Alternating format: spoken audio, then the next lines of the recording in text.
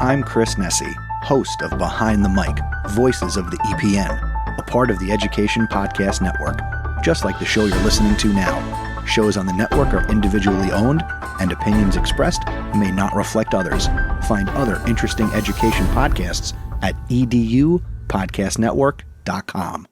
Hey, welcome back. Steve here, and we're talking today about a book called The Huntsman by Judith Sanders, and she's written an amazing psychological thriller. You're going to love this discussion about the story and writing techniques. Unfortunately, Judith couldn't be here today, but her husband of 42 years, Frank, talks with us about all the cool stuff that he's experienced over time as Judith wrote the book, The Huntsman, and how she creates her stories. Great conversation. Good stuff. You're going to love this talk. And by the way, before you go, it'd be so cool if you went to my website, stephenmiletto.com/reviews, and left a review. It's very simple. You go in there, you click on the link, and it'll let you just say some nice words and maybe give 5 stars. What do you think? That'd be so cool. Thanks for listening. You are awesome. Enjoy the show.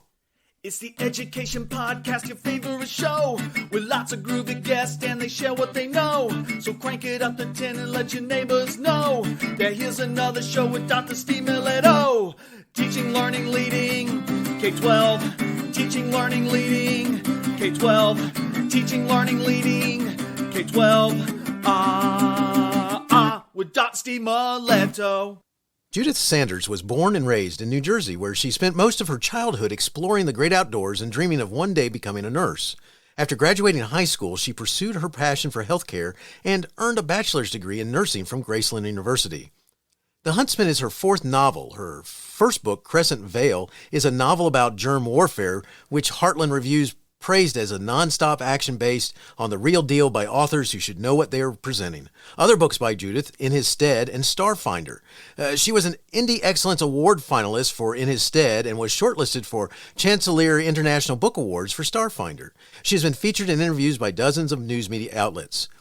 Judith's dedication to her profession led her to work on the front lines in community hospitals and as a civilian nurse at the U.S. Army's lead infectious disease institute in Maryland, where she gained invaluable experience and knowledge that would shape her life and career.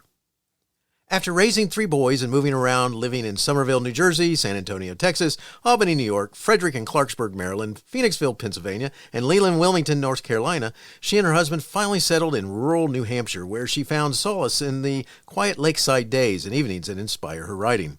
Judith's extensive experience in nursing has not only helped her develop a keen sense of empathy and understanding for people from all walks of life, but has also allowed her to draw inspiration from her writing, from the stories of real people living and struggling through life, one chapter at a time. Her best stories are a collage of bits and pieces taken from these experiences, creating a rich tapestry of characters and situations that resonate with readers of all ages. For more information, and we'll put this in the show notes, but you go to judithsandersbooks.com.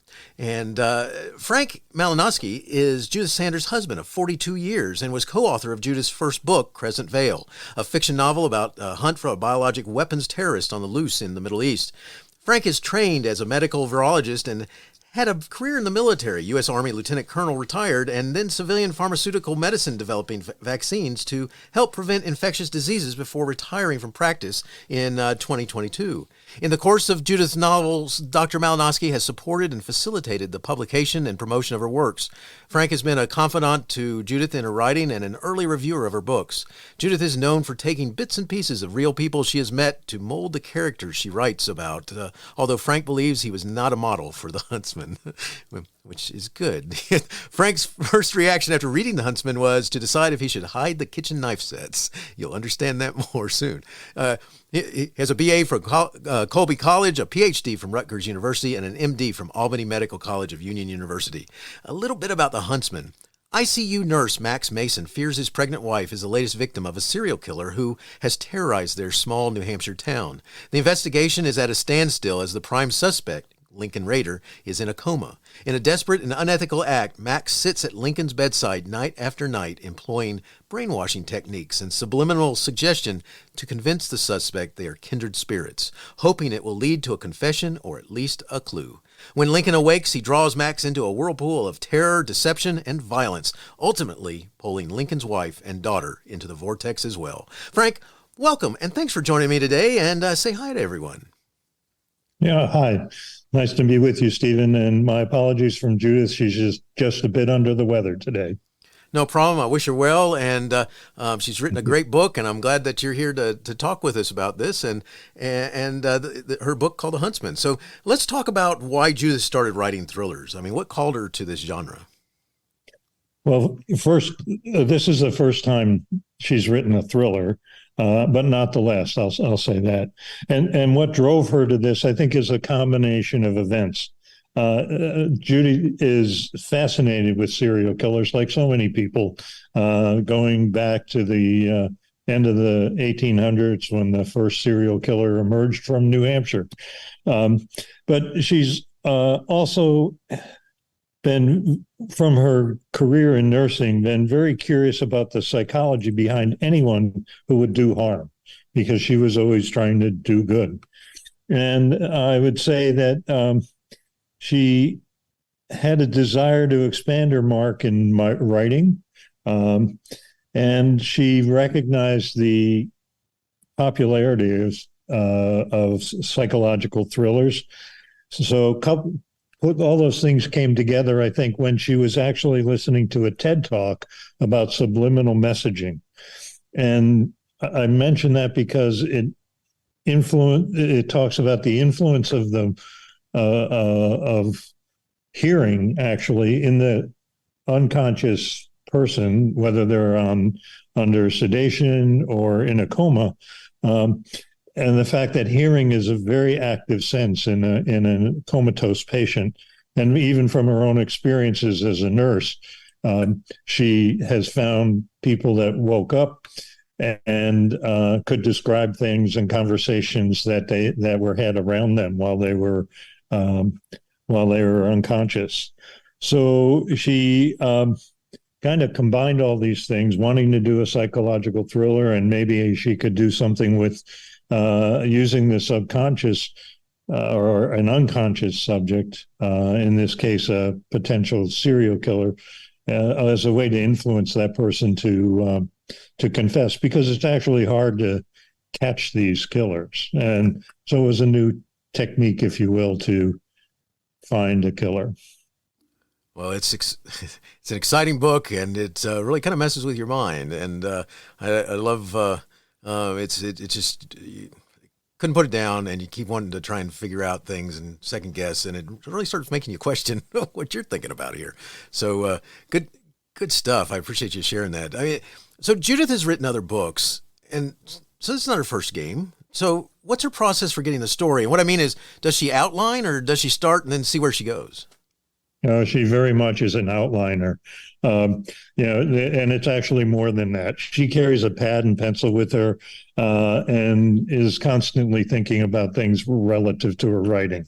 She write in these last 12 years or so has been living to write, to be honest. But she takes all these ideas, and they come from all sorts of places, and reviews them periodically. And from that, I guess her first inspiration for any of the book is to pick a plot, right? You've got to have a plot line, and there are only so many plot lines. So is it revenge? Is it adventure? Is it pursuit?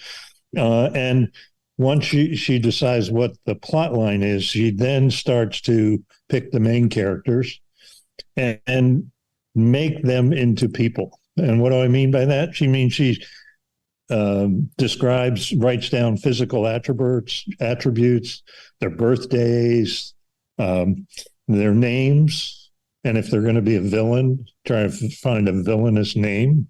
Like Simon Legree is a pretty villainous name, right? Medical histories, and really even goes to what are their flaws in their character, right? And importantly, and we'll talk about this at some point, these are not fairy tale characters when she puts them together. She really makes them into a person, if you will. And then from that comes a detailed outline that typically cannot be violated. And then after that, multiple drafts. The only exception to not violating the outline is if, when she's rereading things, she has a list of what ifs that she's generated while she's been reviewing one or more drafts.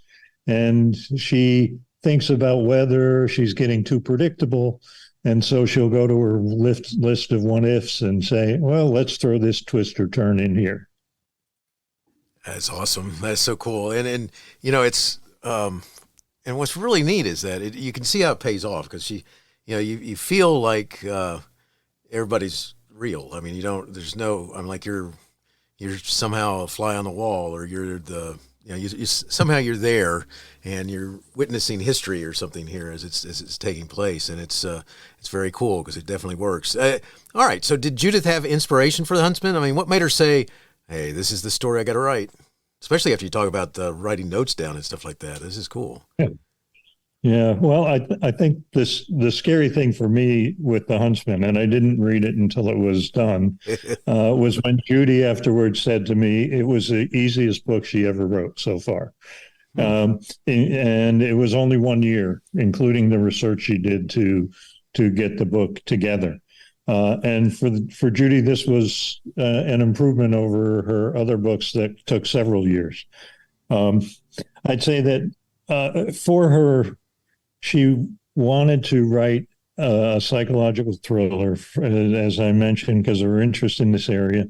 But she didn't want it to just be about what a lot of other thrillers are like, where gore dominates. She has to have a little bit of that, but she's really not interested in this just being about the gore, right?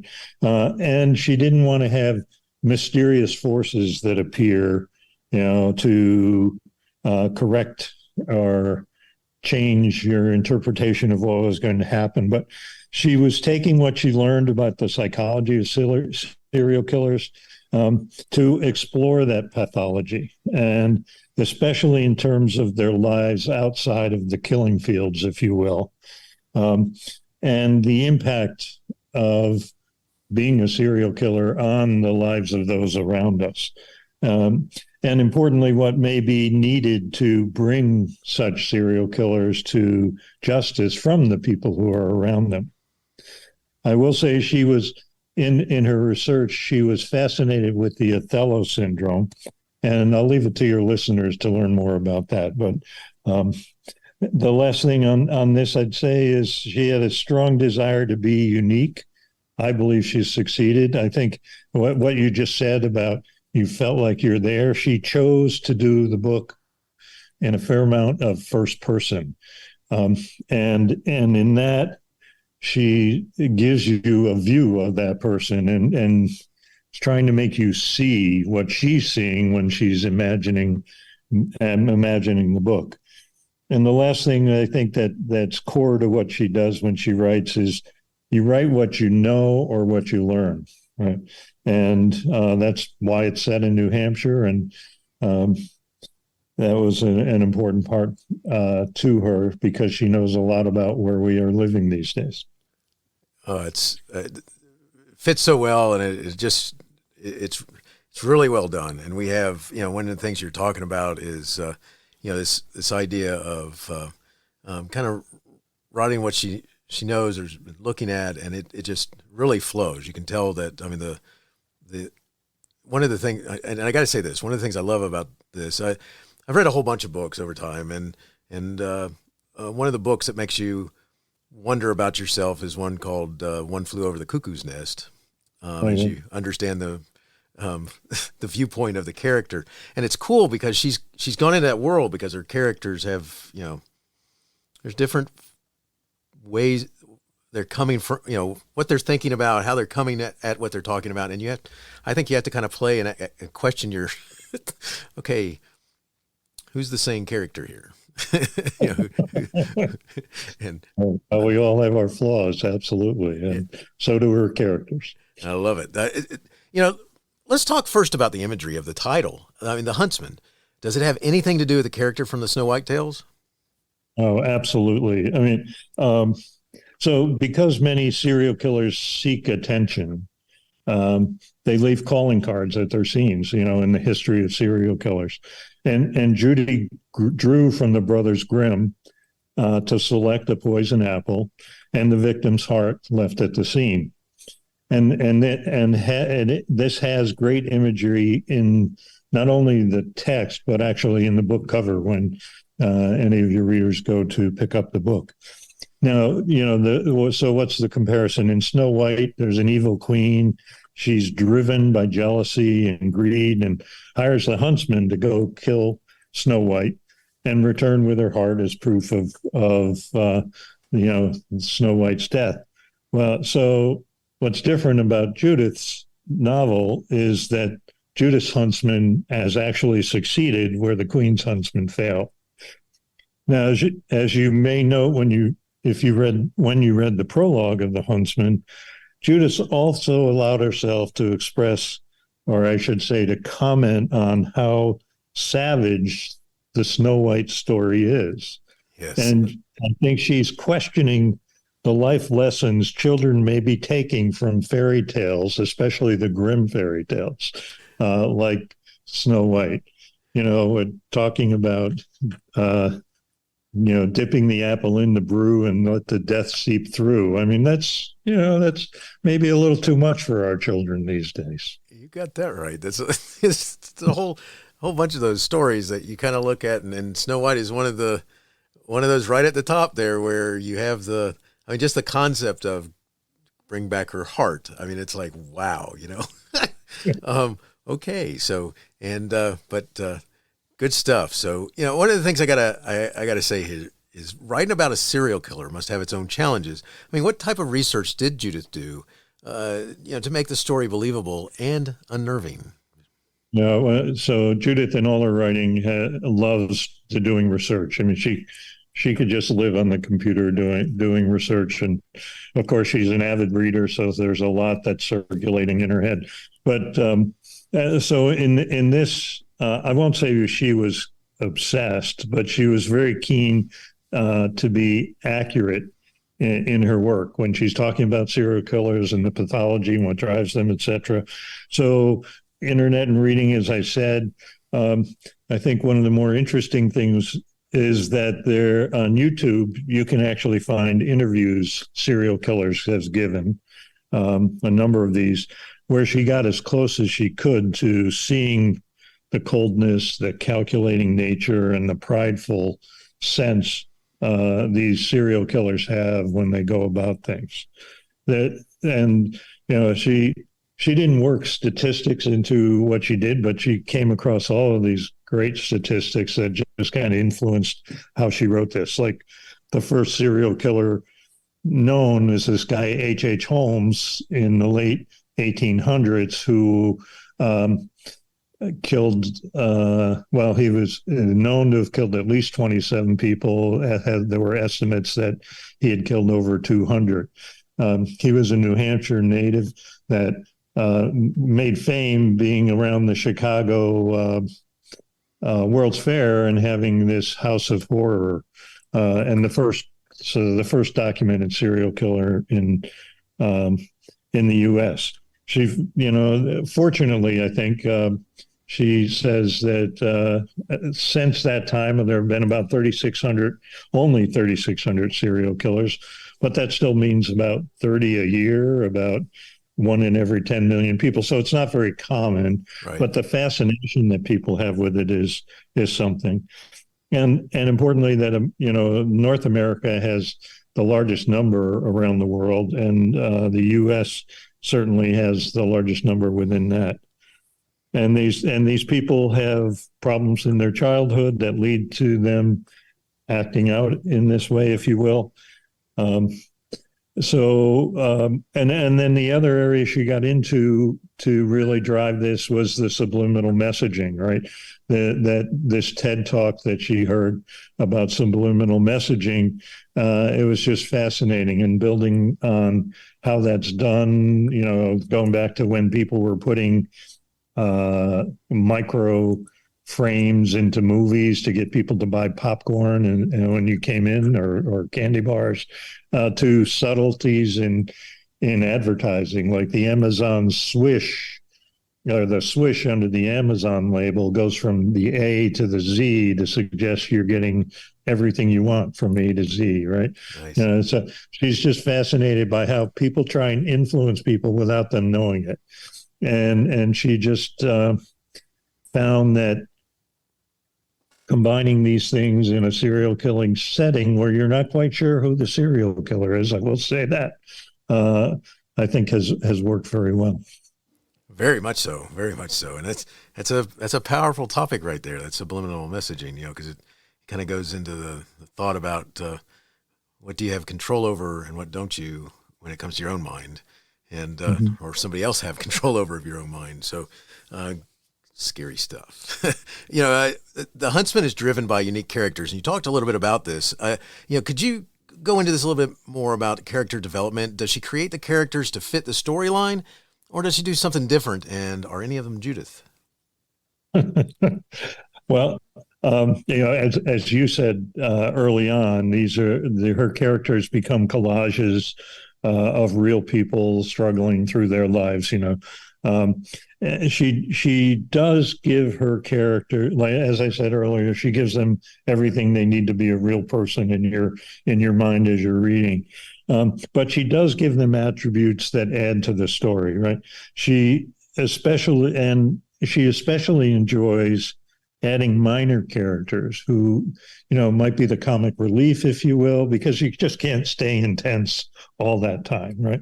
You need to have the breaks from some of the intensity.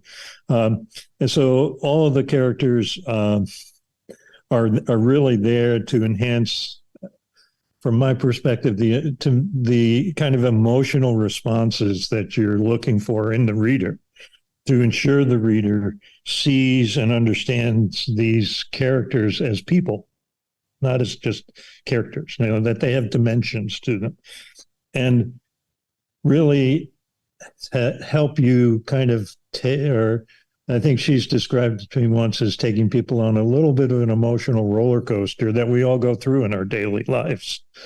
And then from my point of view, of course, to your question about are any of these Judith, there's a nurse in The Huntsman who plays a critical role, going outside the bounds of nursing to try and influence this guy with the subliminal messaging. And other than that, the fact that Judith did work for a short time in a facility for the criminally insane, the similarities to me stop there. Now, I will admit, and although I don't think Judith would on an interview, if there are deeper connections to any other characters in The Huntsman, she's yet to confess any of that to me. Gotcha. That's good stuff. I love the characters, and they really come alive. It's really cool. One of the things that I got to make sure we talk about is, The Huntsman uses imagery, language, and characters to make the reader want to keep reading. I mean, what is it that she does to keep the reader engaged? I mean, because I got to tell you, when I started reading, so I read that prologue and I started moving forward, and the next thing I know is I was deep into the book because I didn't want to stop, and I think that's cool. And I was just wondering if if that's something consciously that she's doing to make that happen. Yeah, absolutely. I mean, as a reader, and she and I talked about this when she first started writing. She reads a lot of books, but she would often put a book down. She got partway through, and it really wasn't grabbing her attention, or she knew what was going to happen, and yes, it happened the way she did, and she was, it was boring that way. She wanted to be on the edge all the time in books she read. So when it came to writing, that's basically what she's trying to do, is to keep people engaged and wondering what's going to happen next. And she does that through a number of ways. One is where she starts and ends chapters. And she forced herself in this case to write a 10-chapter book to get it all there, and something somebody could read in one night if they felt like it. But the other thing she does, I mentioned all of these notes she writes, and I think I mentioned earlier she keeps a list of what ifs. So when she's writing or rereading And by the way, she'll reread or let Word reread back to her. So she's listening like she's listening to an audiobook. She's not only proofing, but she's, her imagination is going, and she's imagining other things a character might do. A really great story we talk about all the time with friends is when she was writing Crescent Veil, the first book. She was off in her room writing, and I was in the other room, and all of a sudden I heard her yell, "Stop it!" And I come running into the room. What's wrong? What's wrong? And she says to me, "My character wants to go this way, and I want him to go the other way." So while she's typing, the words started to come out differently than what she wanted. And it's just, it's her active mind. And so, she, but she takes those instances. And as I said, if she just sees it as a possibility, she'll write it down. And then when she goes back through it, she may say, "Well, what did I say could happen here?" And if she's bored in the second or third, fourth reading, she might throw a twist into it. And now she's got to go fix the rest of the book to fit the new twist. But that's what she tries to do. She tries to imagine herself as a reader, not just a writer. That is so awesome. And it works. It works. You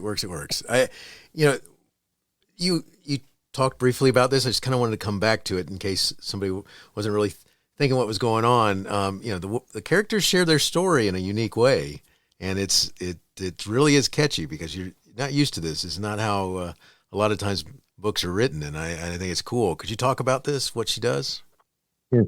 Well, so I think you're right. In her early books, it was primarily third person. I mean, other than dialogue, right?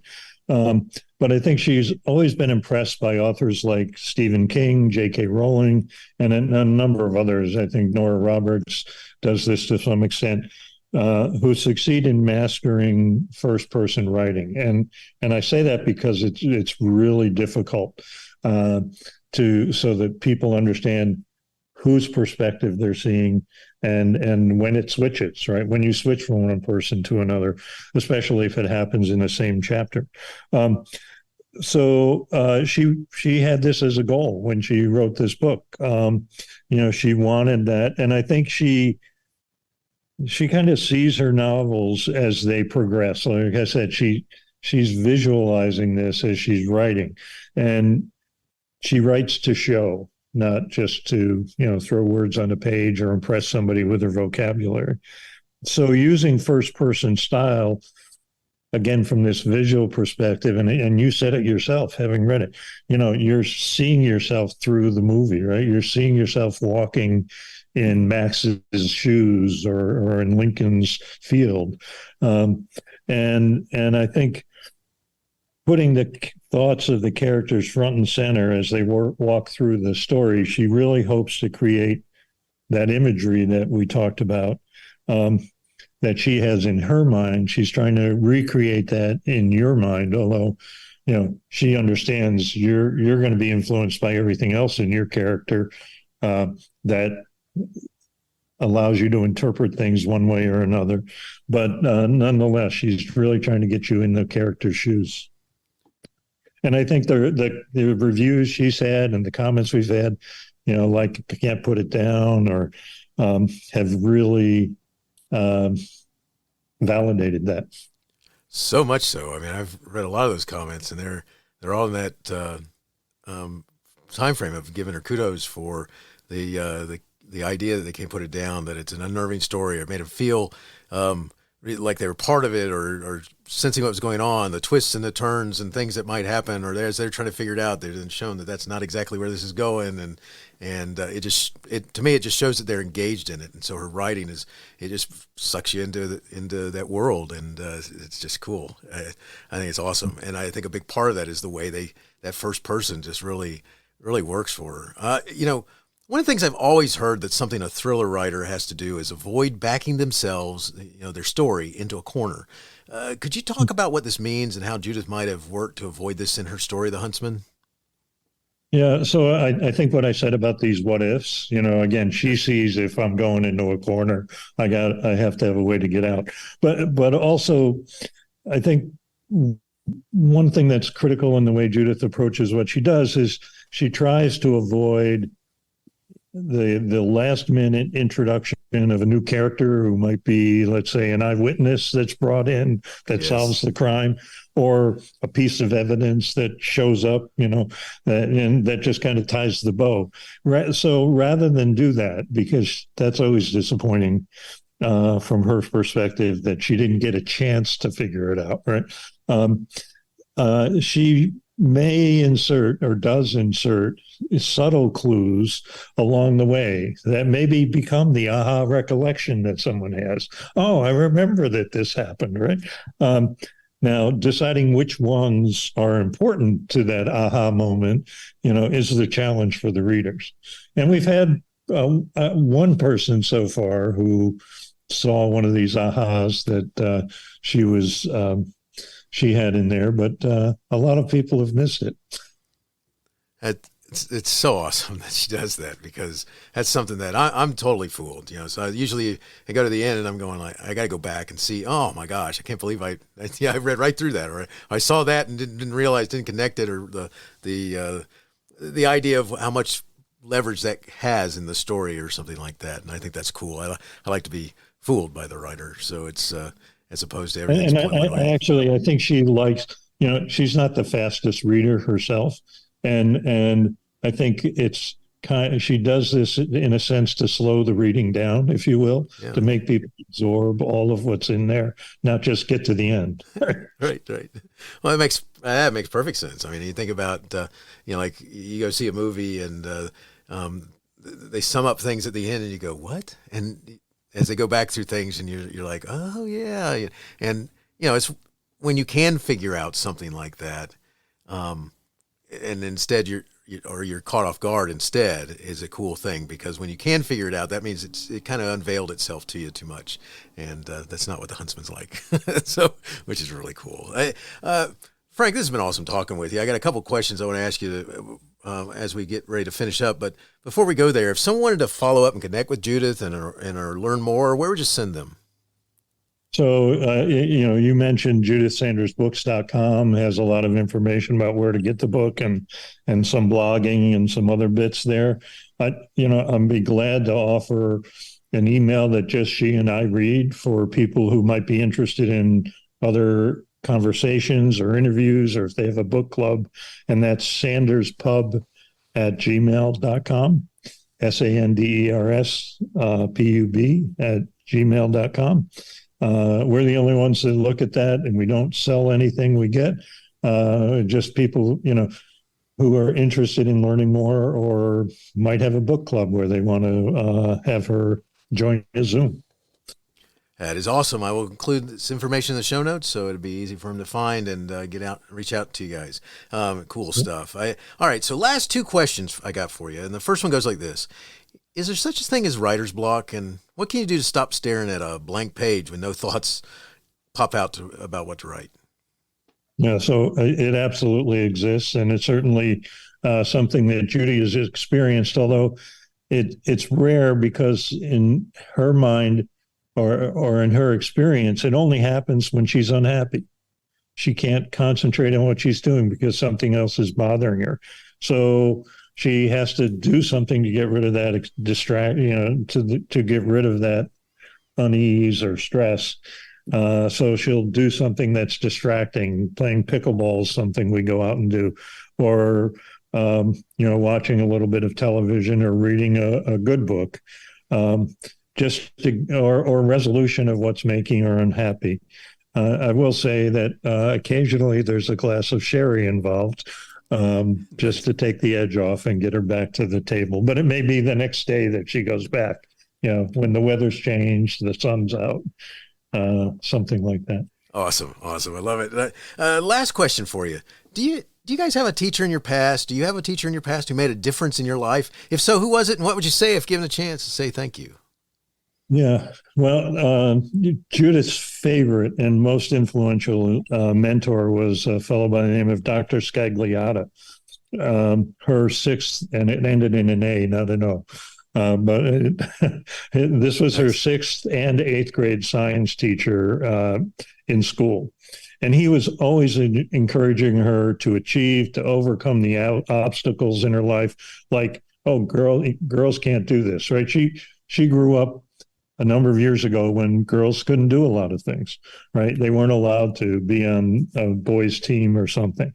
And he just, he was a real inspiration for her. He left teaching in the public schools to create a school for deaf children.